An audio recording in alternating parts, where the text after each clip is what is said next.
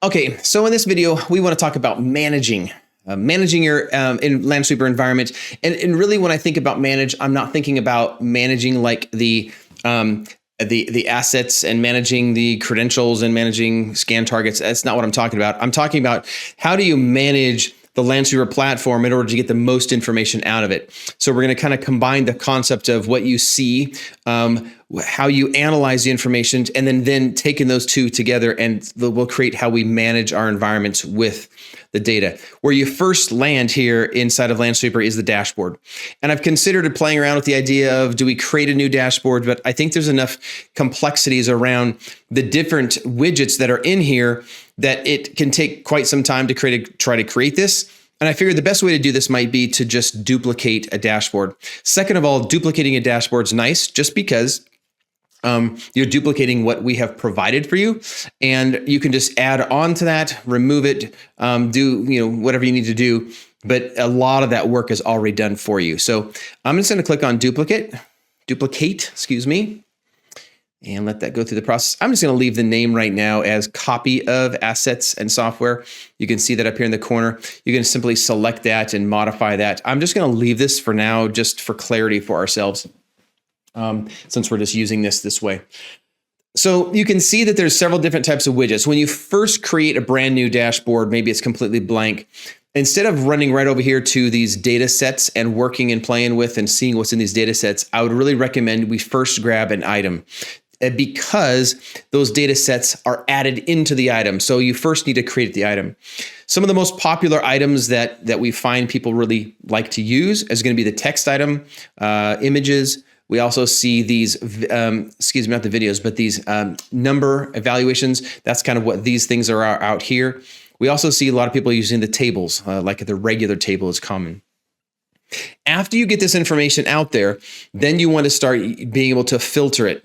This might even mean, by the way, before I jump into filters, you might actually add in like bar charts, other areas like pie, these different pies and different donuts and gauges. I think these gauges are kind of cool. I would love to see a time someplace too, where people are starting to use maps for different regions. So I would actually say, if you start using these maps, take some screenshots of those and if you can, and put those into the community there to share on a forum, just to kind of share what you're seeing, because this is an unusual thing. I think only a few companies would be able to fully take advantage of this feature, because not everybody is a worldwide thing. But anyway, it's just something that's kind of interesting to think about. But once you have those different components there, you might want to start filtering the environment. So the entire dashboard. So what a lot of people will use, there are some date filters. Down inside here, this is a filter that actually will filter out the state of the different assets. A real common one is the rank slice filter. That does rank slice filtering, and that is what this one is right here. Those are kind of real common ones. But the filters will allow you to filter out what is visible, and then each of the widgets you can say whether it's affected or not by that filter. So I'll try to demonstrate some of these things to you. So for this asset here, you can select this, and there's a couple different gears here that you can see. You can select the data, and you can see how it's measured. We can add a filter specifically into this particular widget if you wanted to filter out, maybe instead of all assets, maybe you want to do a filter of assets that have been found by Lansweeper Asset Radar, the network visibility. You can filter these things all out and do all kinds of crazy stuff with them. If you click on the settings, you can see on the side here that you can include titles and subtitles. You can add an image over that or under it, font sizes, colors. I mean, just all kinds of stuff you can add in here. And then of course you can clone this if you want to clone that and then duplicate it with maybe a different type of a configuration item rather than completely starting over. I want you to notice too, there is these little bell icons. You can see this here in the configuration, as well as on the regular dashboards. You can actually create triggers for and alerts based off of these dashboard changes. So maybe this one widget, you want to say, It's an asset radar 1, and it's typically set at 0 because nothing new has been found, but you want it to say if anything is greater than 0 in this list, that you want it to then notify you. Want it to check every day. We're going to create a new channel, so we want them to be email, SMS, or a Slack message, or a webhook. So there's many different ways that you can configure this to alert you that something has changed inside of that widget. Great functionality, because a lot of these widgets have got, or I think maybe even all of them, except the filters, of course, have got some kind of an alarm on them that you can alert yourself to. Great, great, great, because it just allows you to be notified of any kind of strange tweak or change that's happening in your environment. Let's jump over here to this one, where we can look at some of these other measurements. So we can select these different gears inside. We can select how they are displayed, the format, how many decimals, that type of thing. We can select, I'm going to be clicking on just several of these things and reading what's here. We can move things around if we needed to. Of course, you could resize these by dragging and dropping them around. You can move them around by simply grabbing the entire widget and dragging and dropping it around as well. But let's see what this looks like when I put in a brand new widget. Before I do that, so in this particular filter, I'm going to select this filter, and by clicking on the settings, you can see when I select this and select it from active to maybe inactive or non-active, you can see which of these widgets are going to be impacted by that. So it's nice because these filters, these 3 filters that I'm seeing here, this is a filter, this is a filter too, that this one is going to impact some of these others.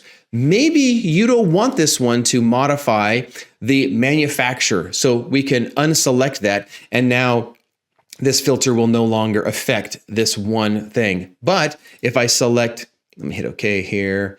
If I select, get out of that. There we go. If I select this widget, this filter here, then I can see it's going to affect this one and be affecting this one as well. Excuse me, not affecting these others. So there's lots of customization that you can do with these in order to make sure that they filter out and display exactly what you're wanting. Of course, I clicked this gear, and when I click this gear, you can see this right panel changes, and it gives me lots of functionality capabilities, configuration capabilities to really customize this to be and look and act like you want it to act.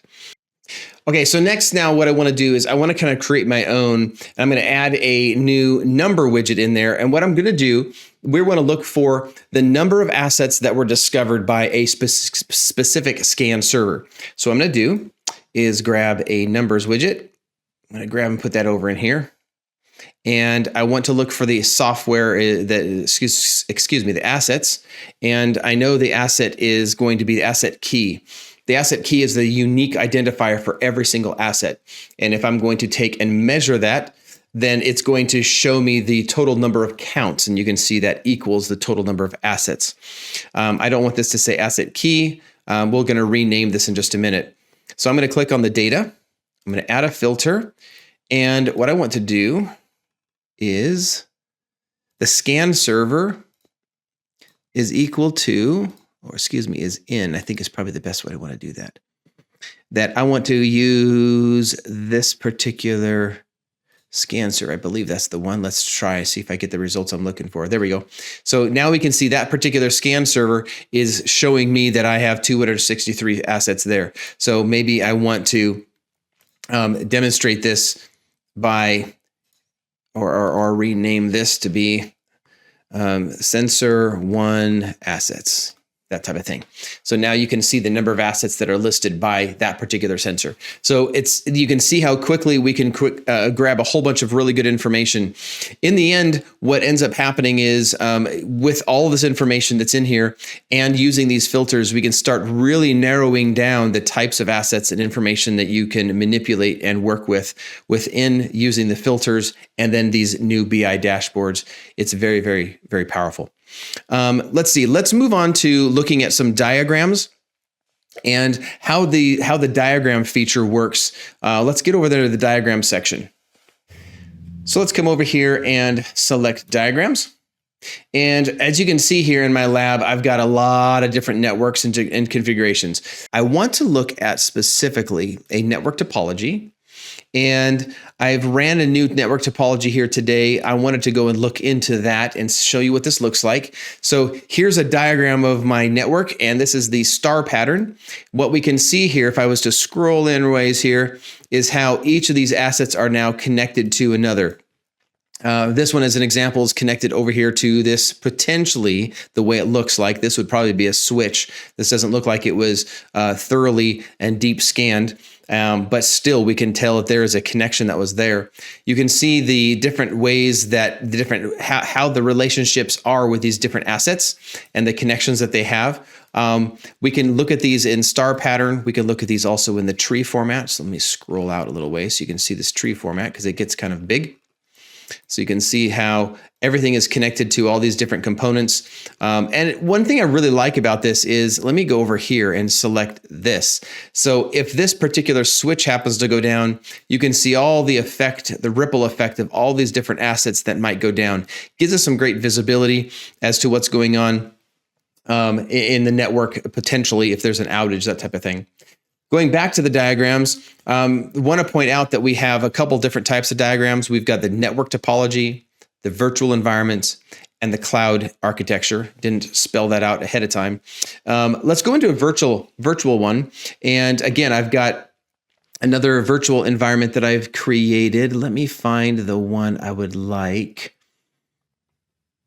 This one right here, this Contoso lab that I've got, I'm going to open that up. And this looks very simple from the very beginning here. And we can scroll in and I can see that this happens to be one of my ESXi servers. And there's 5 items underneath this. So let me scroll back just a hair and let me open that up. So now you can see those 5 items that are listed inside here. We have these different servers that are hosted, including the vCenter. That vCenter has a connection up here to the data center, another machine that we have. And you can see all these different connections. And what I like about this is that it's helping you to see visually that this particular server is hosting all these other virtual machines. Gives us some great clarity of what's going on. Of course, you've got the collapse and the expand buttons to be able to quickly expand and contract each of these. These are all built, just for clarity here, these are all built off of relationships. So inside of Lansweeper, if you do a deep scan, for example, a switch, as we demonstrated earlier, and you can see all those ports, that's created that relationship. If you don't have a deep scan, or maybe for some reason you can't do a deep scan with credentials, then what we could do is manual relationships. You can modify and edit each asset and create the relationships. Those relationships can literally be somebody borrowed the asset. It could be a printer that's connected to another asset. It could be that this particular asset manages another asset. There's lots of different configurations that can be manually created, but by automation, it will create a diagram like this once those relationships are put together. Next, let's talk a little bit about the groups. So we do have discovery groups that are listed here. And when I go into the groups, we're going to see a couple different types of groups. In fact, let me just go into a different lab here and demonstrate this, because I think this might be a little bit more what I'm looking for. Each of our labs are designed a little bit differently for different purposes. So inside of this lab, we can see these different networks that I've been working with. Groups that I've been working with. And inside of these groups, I have got 2 default groups, and I have 2 that I've also created. You can see that one is the network discovery group and another is an IT agent group. And you can see how many things are in it. So what is the purpose for these groups? The network discovery group is going to be where you group together and it's managing their updates. So ultimately, if we open this up, you can see the frequency of when updates for the Lansweeper platform, the installation that's on that server, when are they going to be updated? You can see the systems that are a part of it. In this case, I have 2 that are a part of this. I have 1 that's a part of it. 1 is separate.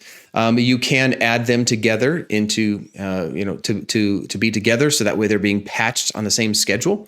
And of course you can, independently do this. You can change their patching schedule from every day of the week to maybe on just the weekend. And that would then affect all the systems that are that have been assigned here. Same thing with the IT agent. You have all of the machines that have IT agent on them are going to be a part of this group. Now, let me clarify this a little bit, because when I show you the assigned systems, these look like asset names. In fact, they are asset names. But the difference between these are not in this window inside of the groups, these are not individual assets. What these are assigned systems. These are discovery systems. So right now, this is an agent system, where out here, this is a network discovery system. And so it is an installed application there.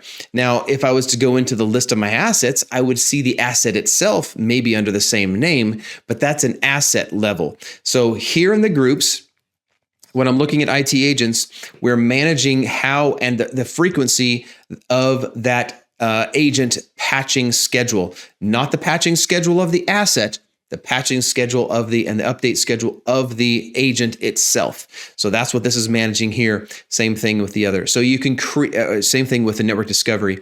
So you can create your own, like I have done here, but just be aware in this process, if you have separate IT agent discovery groups, that any new IT agent that's added to the environment will be automatically added there into the default group, and will have to be manually moved down into one of these. Or you could configure and build a automation flow that will look for those on a regular basis and move them out of one and put them in another, based on any kind of protocols or standards and things you might have, maybe naming standards or IP ranges, whatever it might be. So this is what the groups are going to be used for, is to manage those. It is very different than the managing of the different types of assets and putting assets into the different relationships and so forth. Just I wanted to clarify that we have the groups here is going to be about the system groups themselves.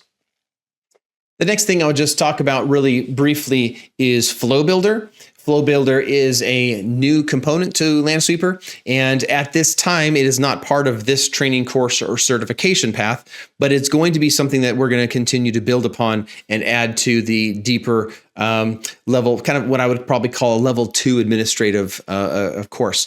Some of the reasons around that is Flow Builder is pretty powerful. It creates and allows you to create an if-then, basically a statement where if this value equals something, then do an action of some sort. It is so powerful that if you have a web-based application that has a back-end API and you want Lansweeper to interact with it, you want Lansweeper product to go into that or results to go into it, or you want those results, if it's capable, to pull out and be put into Lansweeper, you can do that.